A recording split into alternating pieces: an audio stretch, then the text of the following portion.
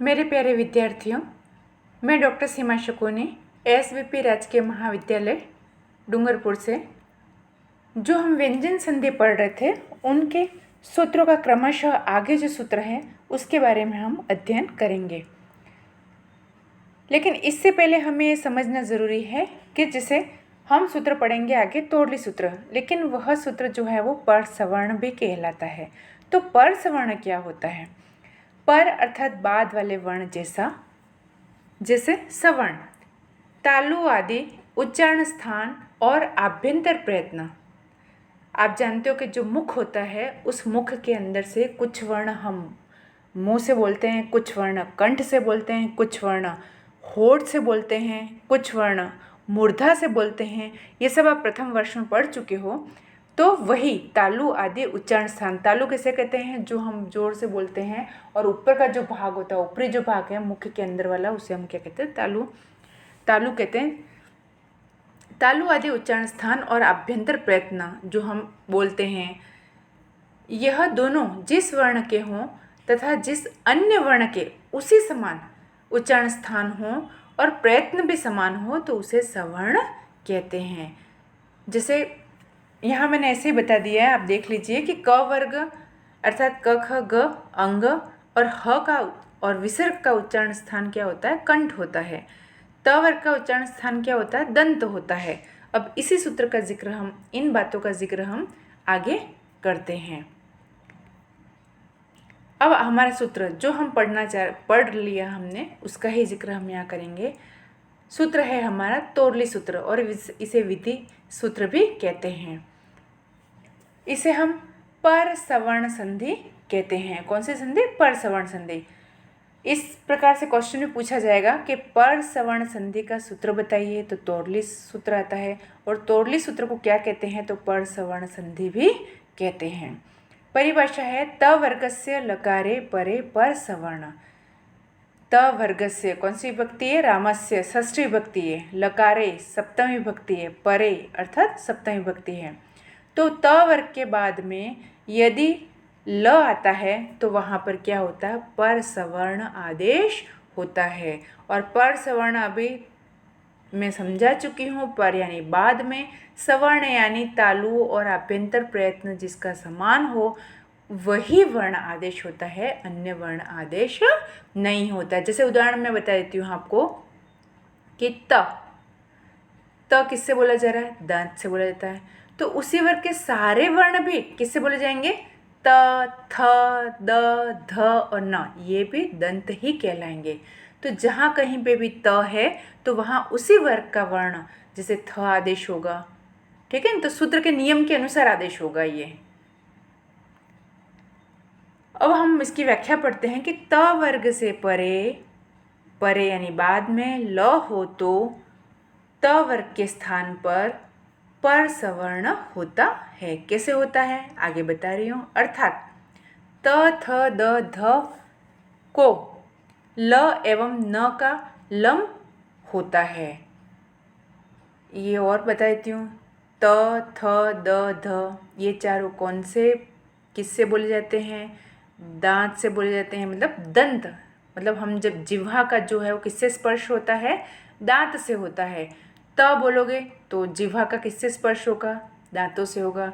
थ से किससे होगा? दंत से होगा। द का किससे होगा? जिह्वा का स्पर्श किससे होगा? दंत से होगा। ध का किससे होगा? दंत से होगा।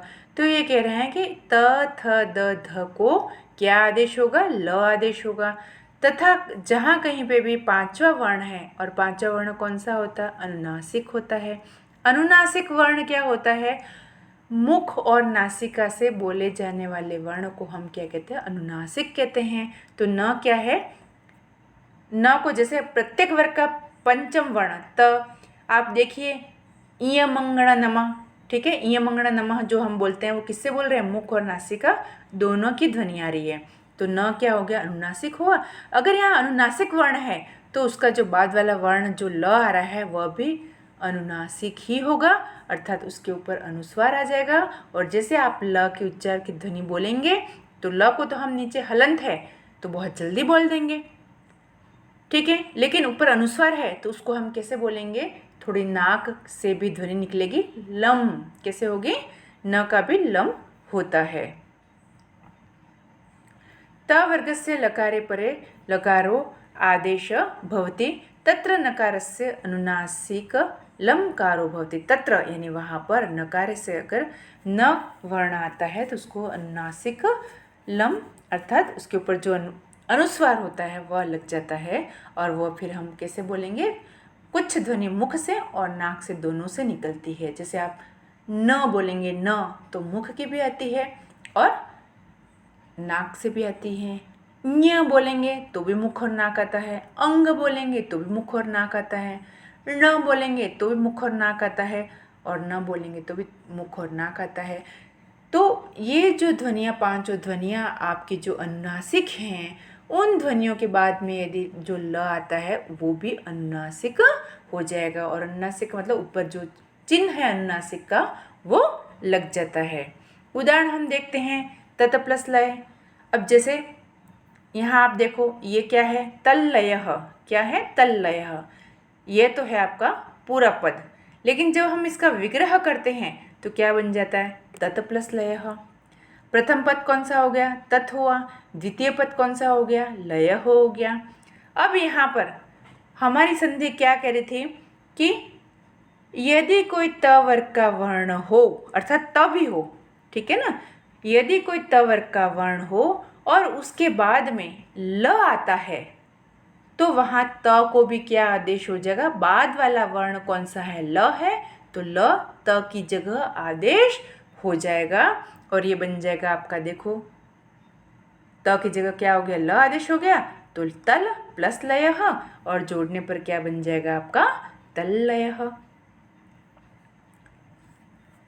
आपको एक बात और भी ये ध्यान में रखनी है, वैसे आप प्रथम वर्ष में पढ़ चुके हैं, लेकिन फिर भी एक बार मैं बता देना चाहती हूँ आपको कि ल जो है, जैसे ल है या कोई भी व्यंजन है और उसके नीचे हलंत है, तो सबसे पहले उसका उच्चारण जो है वो बहुत जल्दी हो जाता है, ठीक है।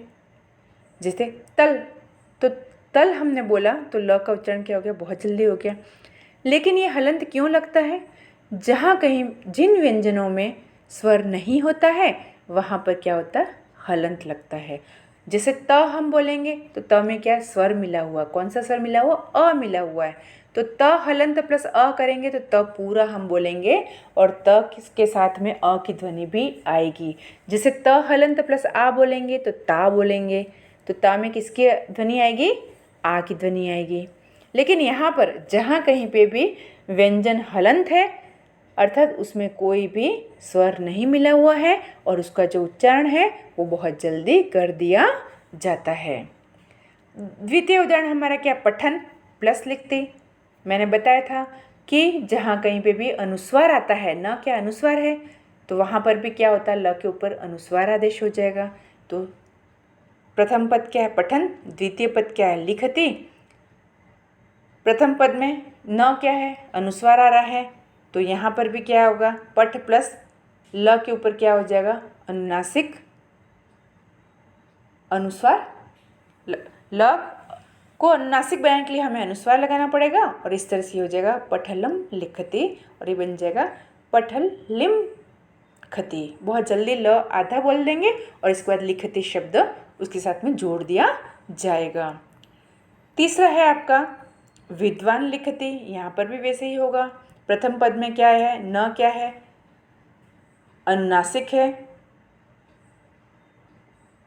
और द्वितीय पद में क्या है? लिखति है, और ये हो जाएगा विद्वा। न की जगह क्या हो जाएगा? लम आदेश हो जाएगा, विद्वालम लिखति, और ये हो जाएगा विद्वाम लिखति, ठीक है। इसका उच्चारण बहुत जल्दी बोल देंगे हम। जहत लक्षणा, त वर्ग का त है तो यहाँ पर क्या हो जाएगा? ल हो जाएगा, जहल लक्षणा पढ़ेंगे।